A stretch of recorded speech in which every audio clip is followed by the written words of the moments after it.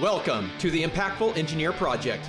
I'm Steve Maxey, and with my co-host and brother Jake, we are here to bring you guidance, fresh ideas, and the tools to help you become an impactful engineer.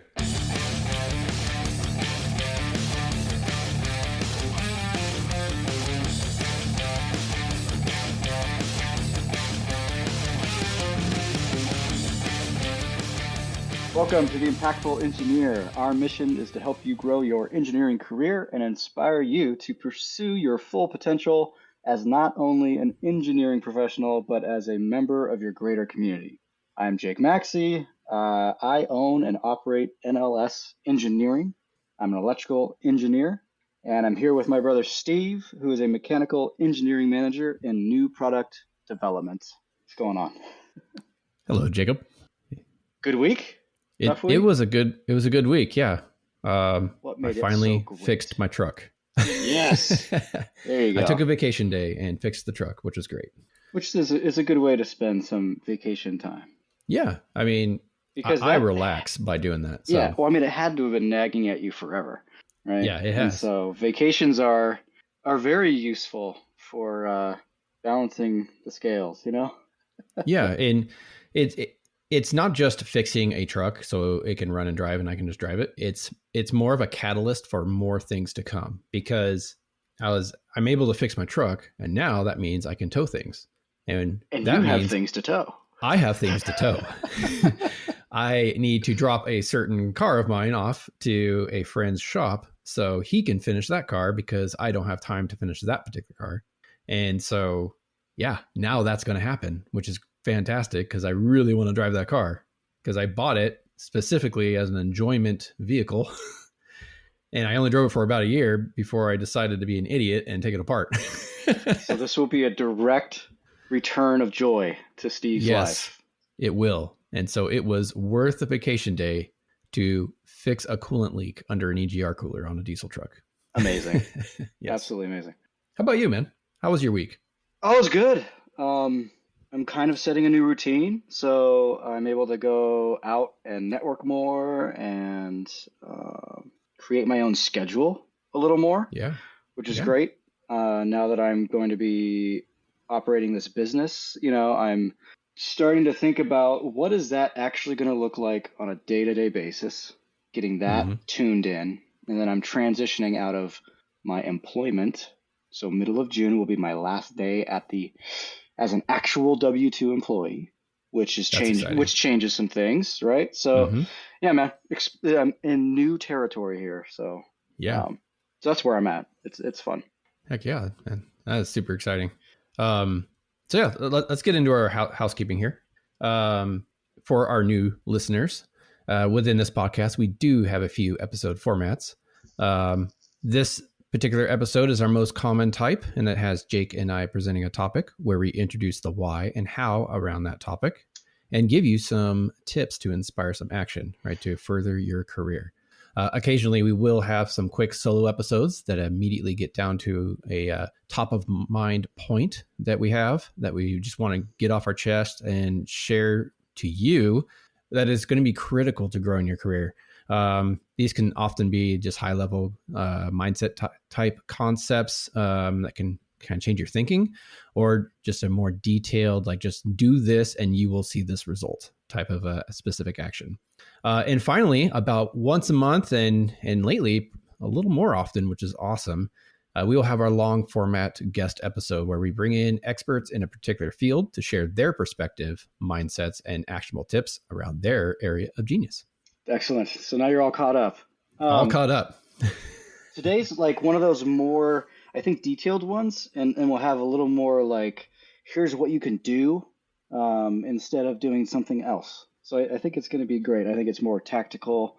I think it's going to give people an edge as they see these things coming down the road because they always show up. And there's always that when we started talking about these two items, Steve, or two topics, I guess, it's like we were really trying to think about what is universal, what always shows up, because then if we share our experience and give our tips, it can actually be useful, right? Yeah. So usefulness is great.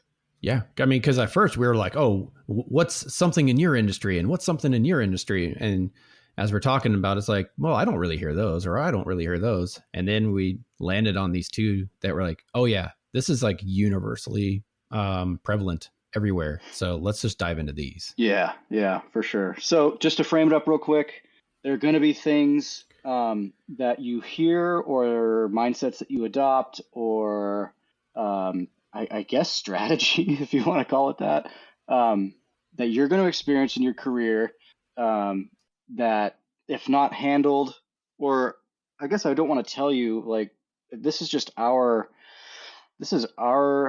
recommendation on how to handle these things. Let's just put it that way. That we think will have a better outcome than not handling it that way. But there's things in your career that will come through that if you know ahead of time, the whys and the hows and everything, we think you're going to have a leg up. So we want to discuss two high-level topics that are universal, we think, that you will come across, and then kind of give you the career risk. So there's some risk to the career based on how it's handled. There's going to be some awareness in this, like it could be signaling something that you're not even thinking about or aware of in the team dynamic and for yourself. So those are the two main things, the sub items, career risk and what it could signal for you. And then we'll give you our recommendation on how to frame it and what actions to take after. So the first one up is, I'm calling it a red flag number one. You'll start hearing, or you'll start saying, I'm not being paid to do that. Okay, I think that's pretty universal. It could come in many forms. That's not my job, is one. What's some other ones, Steve? Yeah. Some popular ones is like, oh, that's not in my job description. That's outside the scope. There's a lot of different forms of this, right? That's not my responsibility, etc. Yeah, all kind of leading up to, that's not what I'm here getting paid for, kind of, right? So I'm not being paid to do that. Yeah.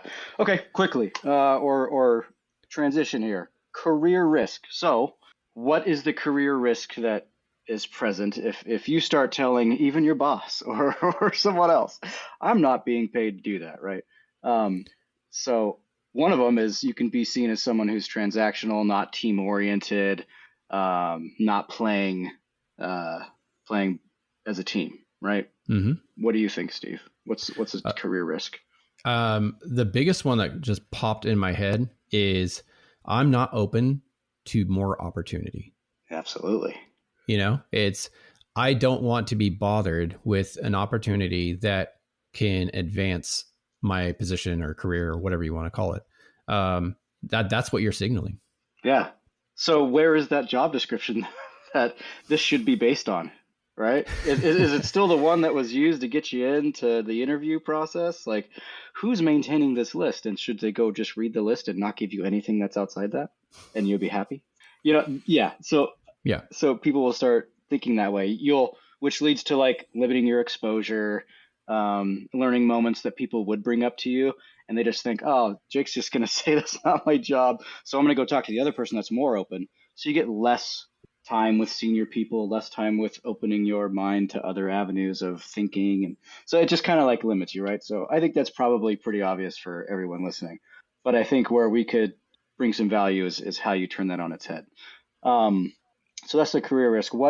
And then the other thing I want to talk about is what it could signal. So there's things that aren't on the table that most people don't think about that really are underlying. So one of them being, I've seen people use this verbiage when they are feeling undervalued, right? Mm-hmm. There's maybe some resentfulness in there. They've been not doing the things they need to do in other areas of their career to have it be the joyful experience and the ability or the learning experience or the growth or whatever. It's not happening the way they thought it will, or they thought it would. So they start saying, I'm not paid to do that.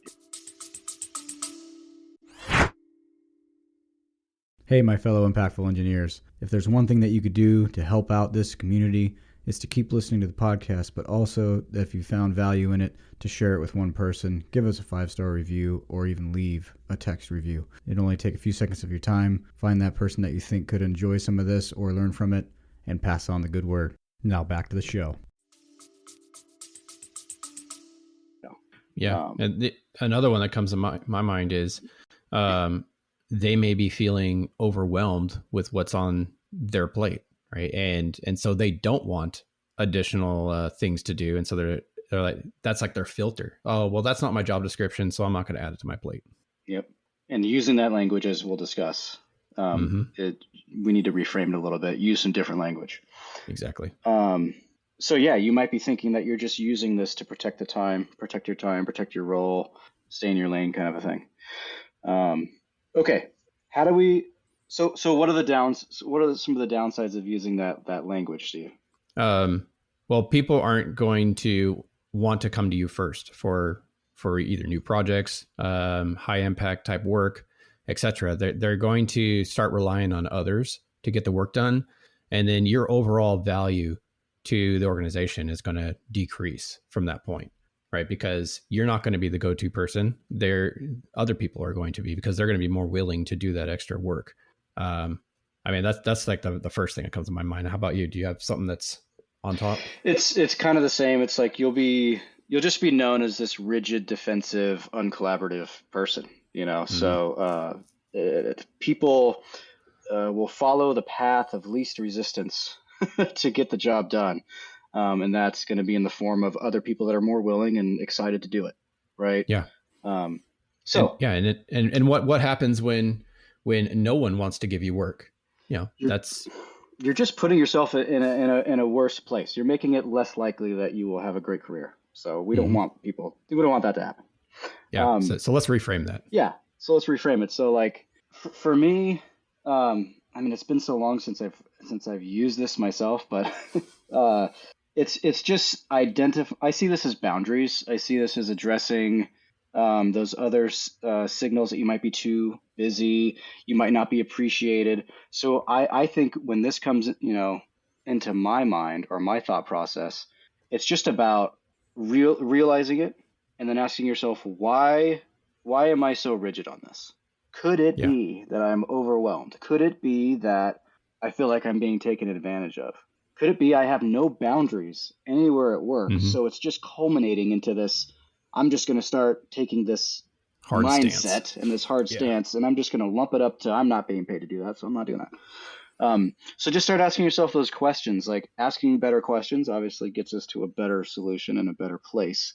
So I would start there. I'd be like, really reflect and be like, okay, why am I doing this? Do I hate this job? Is it not in my wheelhouse? Am I being asked to do things that just I'm not excited about? Who do I start having these conversations with? For me, really. So I guess the what to do instead is to ask yourself why, and then actually write it out. Yeah, and I think after that you need to start figuring out how to rephrase your responses when people come to you with work. And a good one is like, hey, that sounds awesome, I would love to do that, but I have too much on my plate right now. Here's the priorities that I currently have. Is there something that I can either pass off to someone else so I can do this, or is this better suited for someone else who has a little more bandwidth? Just something simple as that. Yeah. So that's if you're in the overwhelmed boat. Yes. Right? Yeah, for sure. And that's just prioritizing. You could easily, make it known, like, hey, this is scope creep, or this is a little outside my wheelhouse, or I see this as, this is something that I feel like a boundary should be put up. Like, but then you can offer a way forward. Like, don't just stop at the I'm not really going to do this. So, offer a way forward. Suggest, like you were talking about, other resources, put the context to it so that they can go, oh, I see all the things you have going on. And actually those are more important. And actually you aren't best positioned at this time to handle this. So let's figure out who is and a way forward. So you're like offering the solution, right? Yeah. And I think if it's something that is beyond your typical skill set, like if it's something that's intimidating and that's why you're putting up this front originally, maybe you can reframe it and say, hey, that sounds really awesome. I would love to do this. I haven't done it before. Can you show me how? And if we can have a little extra time to do it, so I can learn how to do this and do an excellent job, then I would love to take this on. Yeah. Yep. You're doing two things. You're showing your willingness, and then you're you're pre-planning. You're looking forward, right? Mm-hmm. Yeah. Because I'm unprepared to do this, and it's new for me, it's going to take longer. So it's going to show two great things to whoever you're talking to. So the overall is just, when you come across these things, you've got to address why the response is what it is, and have a reason for it. Know what career risk there is to how you respond, and then ask yourself why. Look for reasons why this is coming up. It could be signaling something else, and then take appropriate action. So do the things, right? Yeah. Have that meeting, right? And I think from just a mindset perspective, you need to shift the thought process of that it's outside of my job description, or it's not my job, etc., to saying, yes, this is outside of my normal job description, but it's an opportunity. So an opportunity to grow, an opportunity to prove my skill sets are far beyond my normal job description, et cetera, et cetera. So it is an opportunity that you can grab and make a name for yourself. Yep. Take that and run with it in a positive direction. Yeah. Right. So, there's a lot more to be said about I'm not being paid to do that. It's actually kind of morphed over the years as I see it, but it all kind of comes back to the same thing. So whenever you hear something close to that, think about it, go through the things we've talked about. The benefits, like some of the long-term benefits to you, we've already talked about.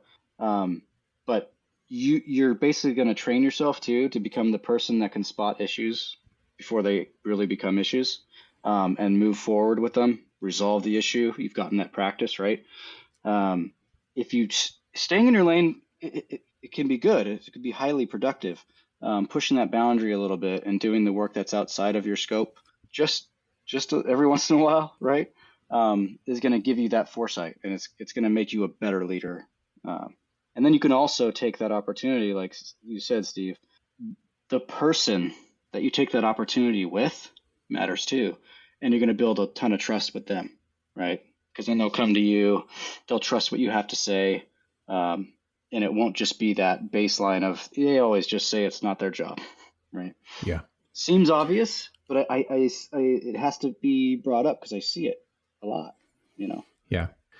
And I think it's going to be seen as more collaborative if you don't stay in your lane, right? Because you'll run into situations where someone that you work with that is in a different lane might need some extra support or help. And so you jump out of your lane to help them. And then 6 months down the road, the roles are reversed and now you need the help. And you're going to have someone who's going to be willing to help you out and get through whatever obstacle you're faced with.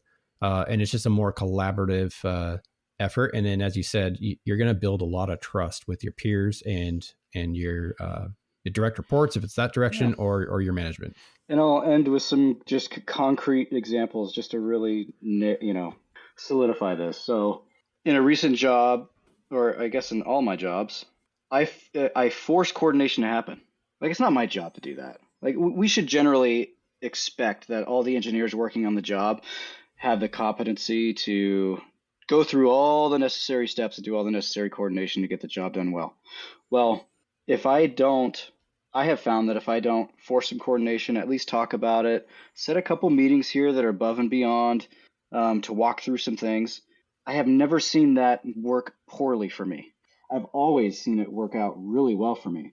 So while it's not generally expected and in my job description to hold coordination meetings and bring engineers together to talk about things, I do it anyway, right? So it's above and beyond.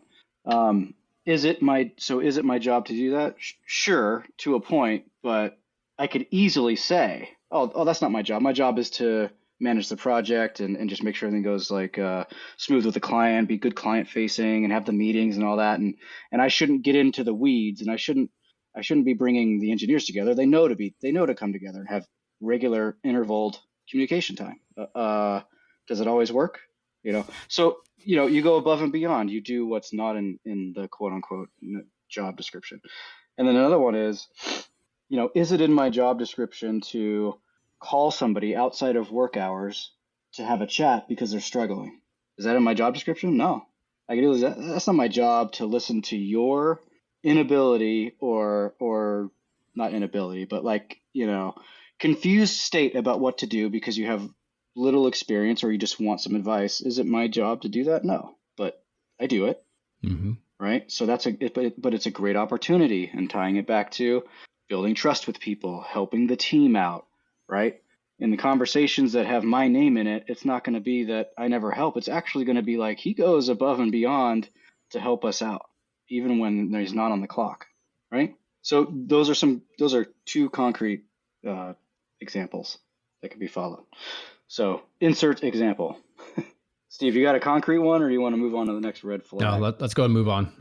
I think that's we've driven that one home pretty well. We've lost half the audience. Okay. The important stuff is often the boring shit. So yeah. So pay attention. If it's really boring, you should be leaning into whatever speaker you got. Yeah. Okay. Keep your eye on the road. Don't fall off the treadmill. Okay. Red flag number 2. Here it is. I'm waiting on someone else before I can proceed.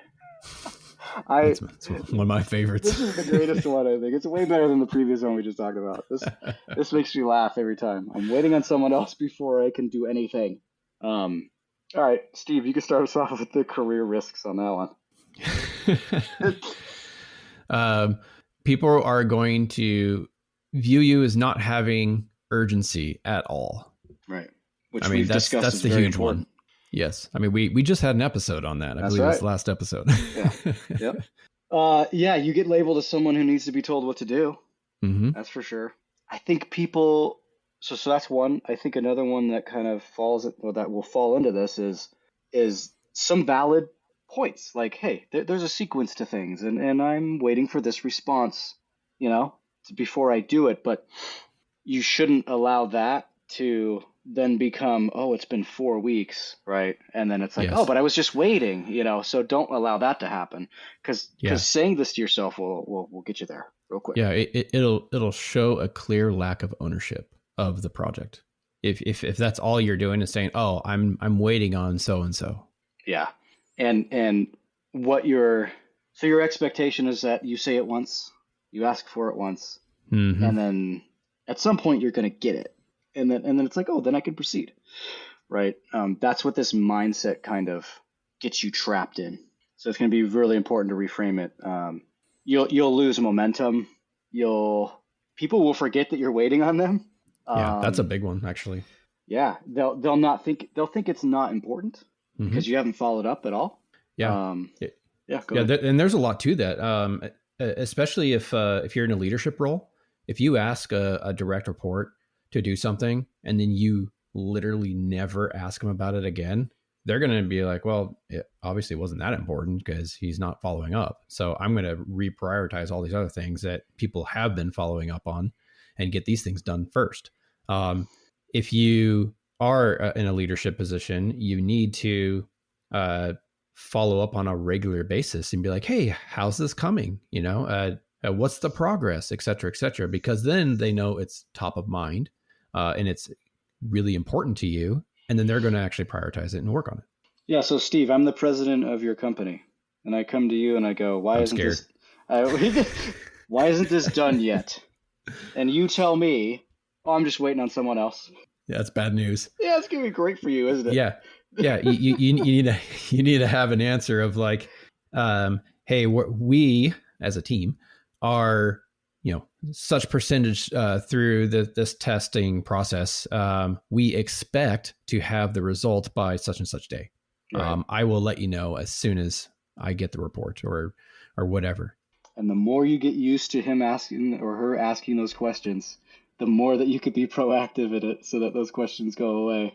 But at no point should you be saying, I'm just waiting on someone else before I can proceed. Yep. Okay. So it's kind of like the career risks. We talked about what it signals, actually, but the career, I guess we did kind of mix the two. Yeah.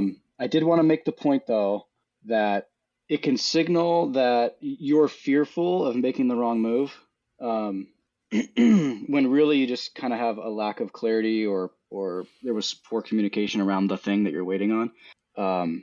You should be positioning yourself so that you are perceived as someone that can work through whatever it is you're working through while you're waiting, or be pulling the future towards you and getting that person to get you the stuff so that it never even comes down to you're waiting on someone to proceed, right? So I wanted to really touch on that one. That's a big one. Yeah, it is. All right, so how do we reframe it? So you could say, well, you've already given one, but you could say, I'm waiting on feedback, but here's what I've done so far and how I plan to proceed if I don't hear back soon. Mm-hmm. You could reframe it as like, yes, we don't have the information yet, but I've been following up weekly, and I've given them the consequence of what will happen if we don't get the information. And just to clarify, consequences aren't bad. They're just what is going to happen. So you need to communicate that. So it's like, hey, we need 2 weeks from the point at which we receive this information. So please, make sure it's timely. That just arms everybody with what they need to get it done. So that's kind of the reframe. I mean, you could even say that, hey, yes, I'm waiting on this information to proceed the project, but I'm doing these other things that are involved that are going to shorten my time horizon of the overall project because I'm going to get them done before we get that information. Exactly. So this is in the realm of what to do instead, right? So follow up proactively, set a deadline, offer fallback plans, right? Tell them what the dependencies are. Where are we in the chain of where this information fits, and what are the downstream ripple effects of what's going to happen if it's late or wrong or whatever, right? So being proactive is going to be a huge one. I would say for yourself, document your dependencies, like get all the critical path items. I don't use any sort of software for that. I just write it down. But identifying what will get in your way when, based on when am I going to receive this information or not receive it, so that you can feed your proactivity, right? Yeah. So in product development, this is like a really big one. And what we do is in the beginning of a project, we will put together a very comprehensive timeline. And there's certain things in the timeline that are just in series, right? You have to get one thing done before the next thing can be done. And what we do is, okay, what is the first part in that series and how fast can we do that first part, right? So you don't say, oh, I can kick off this item way down the road, but now it's gating everything else in that process, right? I go, hey, what is the thing that is going to be the catalyst for this chain of events that takes a long time? And how fast and soon can I get that done so the overall timeline can be as short as possible? Yep. And that's like, management like 101. Yeah. But I mean, a lot of people think that like, hey, I don't need to, I don't need to do this until such and such point. It's like, no, you should be like, when can I do this? That's right. That's a good distinction. And when you start thinking in these schedule time chunks with these dependencies, it's going to feed your ability to be proactive. And the more time you spend not asking yourself or not telling yourself, well, I'm just waiting for this person, but the more time you spend telling yourself, when does this person need to get me the information, right? Do they know the urgency behind it? Have I followed up? So like, just be asking yourself these different questions. And we're not saying that like these 2 red flags that we're discussing will show up exactly as I'm waiting on someone else or that's not my job. There's a whole bunch of variances to these. And that's why we're kind of digging deeper into what it signals and what the career risks are and how you reframe it, because it will show up in many different facets, like many different ways, right? And if I would honestly, I would put these 2 things like on your background or like on a Post-it note hanging from your monitor. Am I hearing that's not my responsibility? And am I hearing I'm waiting for someone else to proceed? And am I thinking I'm waiting on someone else before I can proceed, or that's not my job to do that. And to remind yourself every day, because this kind of stuff will fall off your radar if you're not used to doing it. And I'm saying, like, I recommend that you get used to doing this without even thinking about it. Have I followed up? Have I given someone the dependencies? Have I identified critical path items? Have I done this to get ahead? What actions have I taken to address these things? And if they're not right in front of you, you could forget. And it happens to everybody. I don't get 100% of the things right. I'll go, I'll remember something, or I'll see it on the drawing. It pops out to me when it didn't pop out to me the last 5 times I looked at it, and I go, holy shit, this is something that actually needs to be addressed. And so you don't get all of them, but the more you think about it, the more things you'll get, right? So that's it, man. That's the episode. I'm hoping that the benefits were clear for the career. What do you do instead of hiding behind these things? Anything else to add, Steve? I was just going to close it out once you're done. Close us out, man. Okay. Well, if you learned something today, or you think someone else needs to hear this, and I know someone at least, if it's not yourself, please share the show. And this episode specifically, it's the best way that we can grow the podcast and continue to create value and impact for the engineering community.